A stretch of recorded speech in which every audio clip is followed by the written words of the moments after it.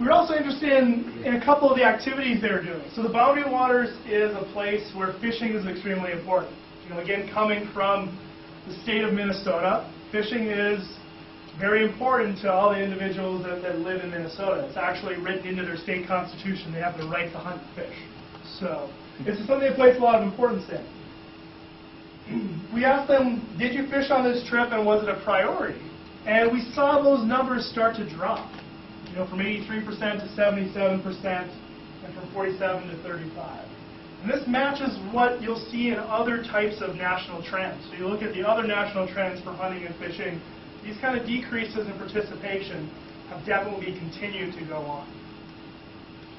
We've also asked them, what was their expectation for seeing groups? Did they see more or less than what they expected to see?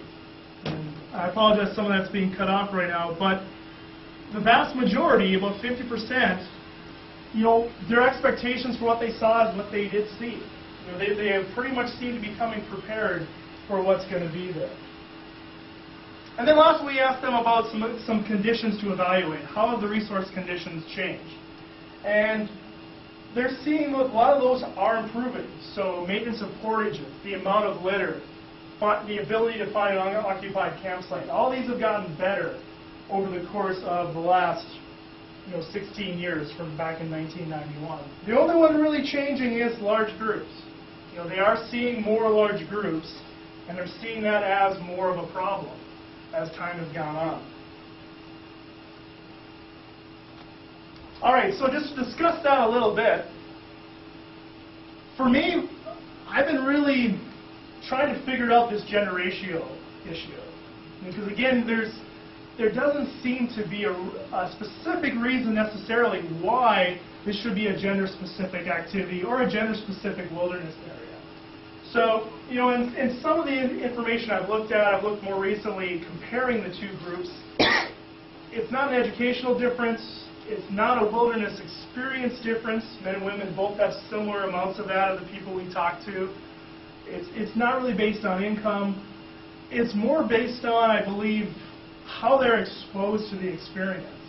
So, as a child, as you can kind of see looking back at those ages, it seems like once you start going, you continue to go.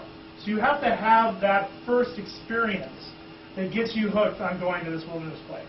You have to have that reason to go there. And if that hasn't occurred, getting you to come back, getting you to be a repeat visitor, never has the ability to happen.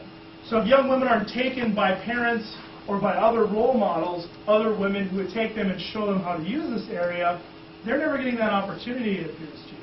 So you're having this whole entire lost generation of women being exposed to paddling and wilderness paddling as a use and an activity in the wilderness area. We also have some issues looking at intergroup encounters. Again, we've talked, and you've heard it talked about already at the conference, places are getting more crowded. Places are getting loved to death. We're seeing that change in the Boundary Waters as well, with the numbers doubling from 4 to 8 groups seen over that time period. So they are seeing more groups, but they don't seem to be very upset about it yet. So there's some kind of rationalization process going on with these visitors. One argument might be that a large proportion of visitors to the Boundary Waters are coming from the Minneapolis-St. Paul metro area. So they're coming from a very urbanized area, and they're used to being around a lot of people.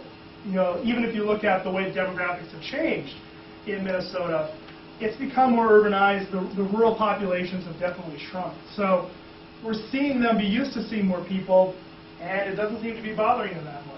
Or, if they are bothered, they've been able to negotiate that. They've been able to get themselves feeling much more comfortable about that.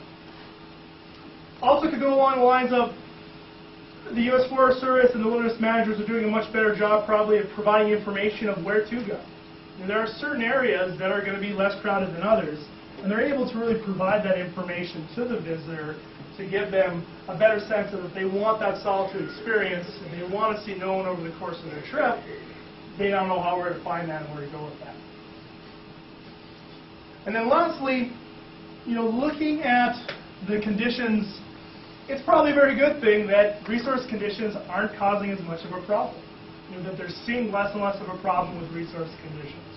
Again, this could be related to the urbanization argument, the idea that the visitor isn't going to see trail damage the same way a volunteer or a manager sees trail damage. I was told once when I was starting my career, I was working with Jeff Marion, who's, if you're familiar with Jeff, is a great person for resource impacts and recreation impacts. He said, Bob, never study recreation impacts, because you will never be able to hike again without seeing erosion and going, oh, that water bar is in the wrong place, or those tree roots are being exposed, or somebody shot that tree with an axe. The visitors don't see that necessarily as much. They don't have the experience that we do. So they'll see things like litter. They'll say, yes, there wasn't a lot of litter, or yes, there was no human waste at my campsite. They'll pick up on those things.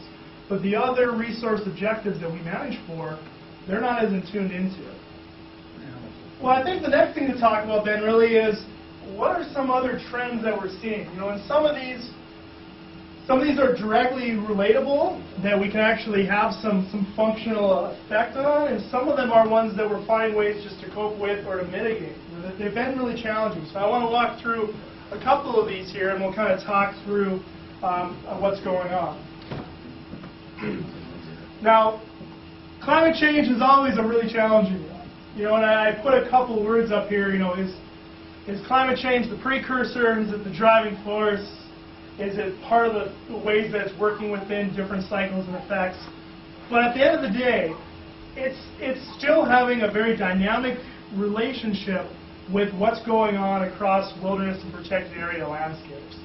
And it's really having an effect on how the public relates to these places, how they're having attachments, how they're having those types of experiences.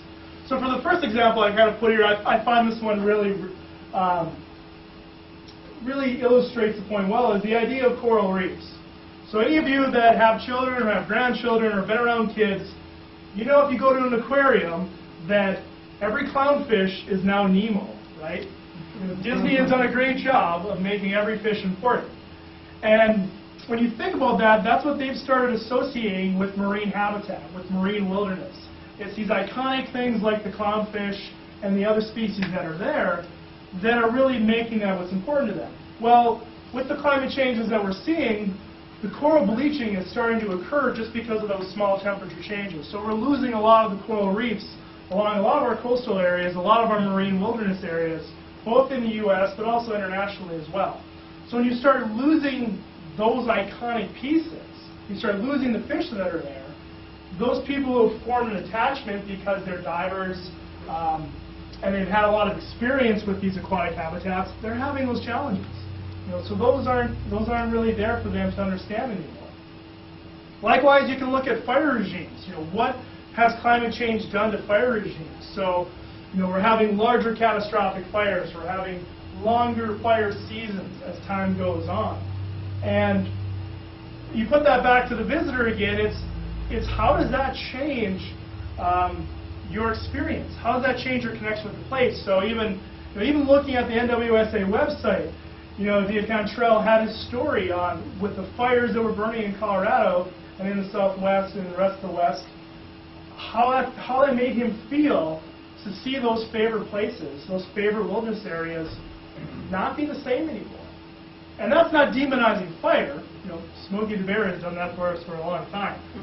But it's, fire's role has changed, and getting the public to understand that, yes, it's important, but it's now affected my special place. My special place doesn't look the way it does anymore.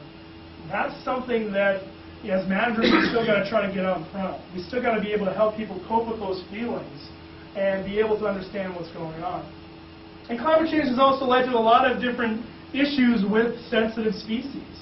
So you see pine bark beetle outbreaks having more life cycles than the bugs because the temperature allows them to reproduce more.